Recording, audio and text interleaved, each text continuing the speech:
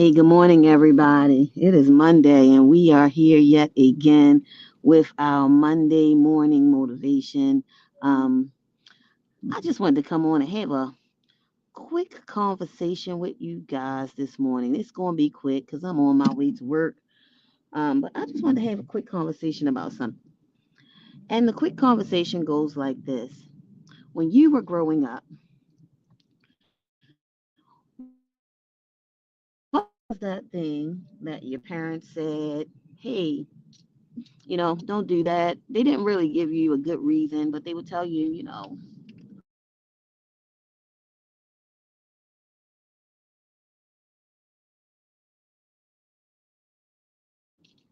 for me, for me, when I was growing up, my grandparents were very big disciplinarians and very strict with the rules that they had for us.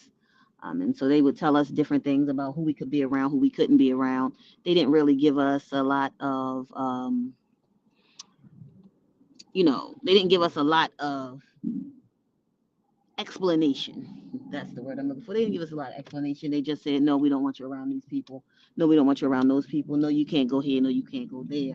My mother, on the other hand, um, she didn't like us to be around a lot of people, but she definitely did not like for us to stay the night at people's houses. So she would be very, vocal about she didn't like for us to stay the night at people's houses. And, it was very few people we could sleep over. And a lot of times growing up, I had a little issue like, what's wrong with them? I like this person. I like that person. Why won't they let us go? What's going on? What's their issue? Because I was younger and I didn't understand that they were actually looking out for my well being. Flip the script. Now I'm older. Now I have a kid who is about to be a grown person. She's 18. Y'all pray for me. But now I have had the same feelings like, no, we're not gonna go over there. No, we're not gonna stay there. And she said to me, well, Ma, I don't understand why. But I will tell you this, that I have begun to understand after all of the years that I've been alive. You can't go everywhere and you can't let everyone in. Hear me? You can't go everywhere and you can't let everyone in. And you have to understand that as we get older, we begin to understand what they were protecting us from. I have never so understood my parents and my grandparents until now. And I'm almost 50, y'all, but now I understand why they put up the partitions. Now I understand why they said no a lot. Now I understand why they said don't go over that person's house. Now I understand why they said they not worth it. That is going to cost you more than you're willing to pay. Now I understand. And so this morning's motivation is begin to understand the places where partitions need to be in your life. Yep, I said partitions. I said walls. I said that. Begin to understand when there needs to be a wall. Because a lot of times we say we don't have any walls, we're open to everybody. And sometimes when you're open to everybody, you're opening yourself to danger. And we don't even understand the danger until the danger is biting you.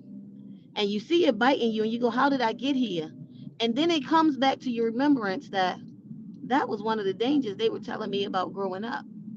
And I've been fighting a battle all my life for a danger that I possibly could have avoided if I would have listened.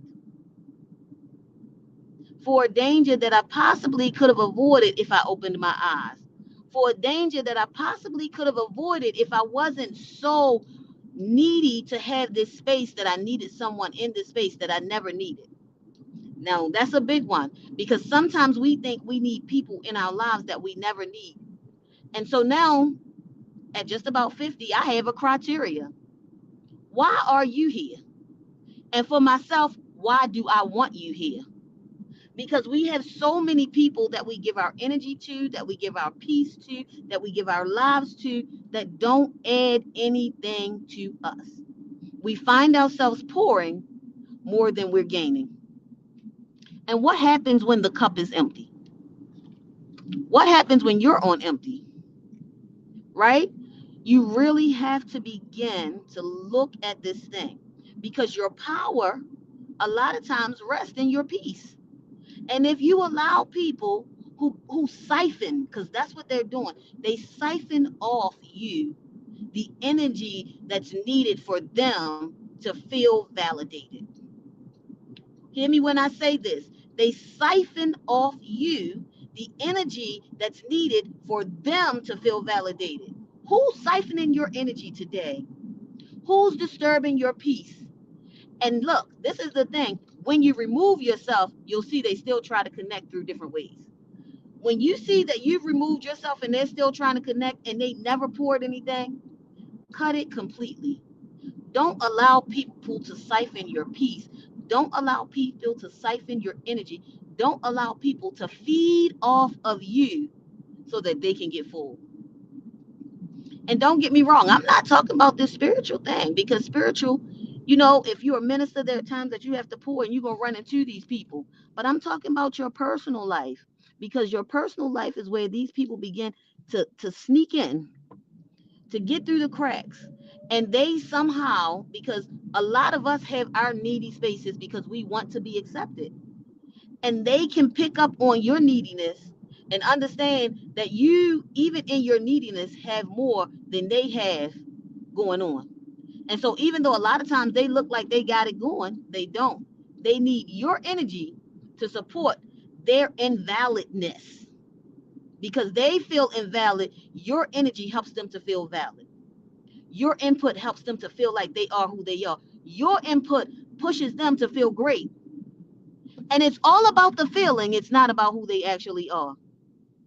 So, my morning motivation to you today, and what I'm encouraging you to do today, is during this power season where we're discussing power, use your power that you have to cut off those things that are eating away at you.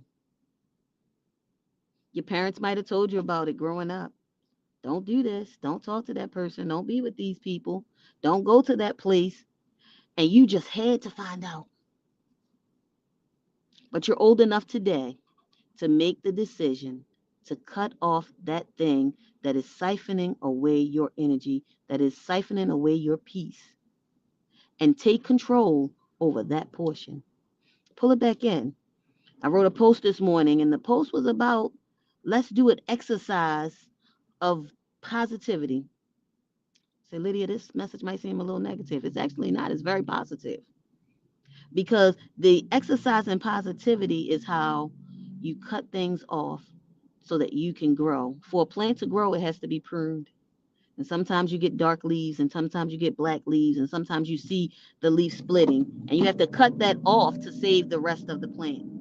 Today, I encourage you to save you, to maintain your peace, to get going straight, to keep your mind clear. Learn when a situation needs to be cut off, and then have the boldness to cut it off.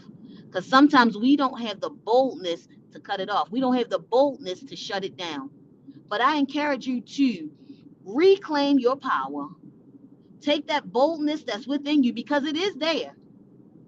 Bible says that when the angel went to Gideon, and Gideon was in a cave, and he said, "Mighty man of valor." Gideon was trying to figure out who he was, who he was talking to, because he didn't feel like he was a mighty man.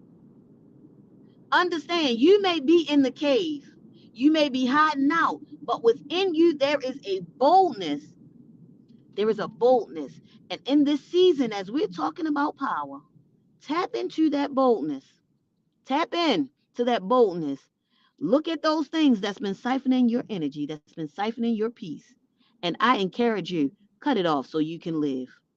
Cut it off so you can be made free. Cut it off so you can go to the next level. What's keeping you is what you holding on to that's not holding on to you. You holding on to those siphoning people, because as much as you are validating them, there is something in you that also likes that, whatever they're giving you. But you need to take the scale and weigh it. Is it worth it? Is it worth the way I feel? Is it worth the tears? Is it worth the pain? And if it's not worth it, because 90% of the time, I promise you, it's not worth it, cut it off. Don't let yourself die in places where you can cut it off and live and grow. Look, guys, this is this Monday's motivation. And as usual, before I leave, I want to invite you to the Life Happens conference that's coming up this October. Go over to lifehappens1.com, register today. Get in the room. Life Happens is a conference where spiritual leaders and mental health professionals come together. They come together to share tools for dealing with everyday life when life is happening. So, what we're talking about this morning is life happening. Get in the room, get the tools so that you will be able to deal with life when life is happening. Guys, if you don't remember anything else I say this morning, please remember this: cut it off. I love you all. See you next week. Bye bye.